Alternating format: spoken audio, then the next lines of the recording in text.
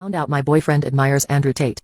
I, F22, overheard my boyfriend, M25, of almost 3 years in the other room praising about Andrew Tate to his friends the other day, and I followed up with him on it when his friends left.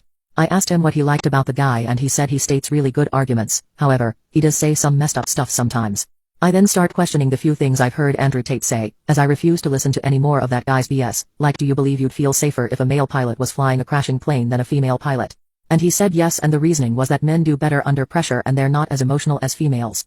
My defense against that was that they all went through the same training, got the same certification, and airlines would never put someone who isn't capable of maneuvering a plane in the cockpit, and that emotions have nothing to do with it. He just couldn't seem to see my defense as logical. Jesus FCK.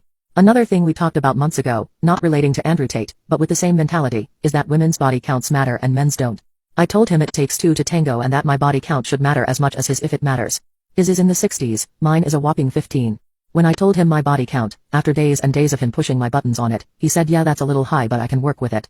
I personally have never been ashamed of my body count but he makes me feel ashamed sometimes. I really don't think body counts matter in any situation/relationship.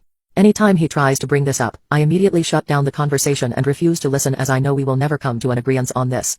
I also overheard during that recent conversation with friends that if they know that they don't want to date a girl, just FCK her, don't give her the time of day, and then dip. I also overhear him talking about women's bodies in a demeaning way, such as she doesn't have a big enough ass to date, so just make love with her and dip. I know she's been running through, you don't want that etc. After putting all this together, I'm thinking about running for the hills as I'm realizing more and more that he sees not only me but women in general, as objects.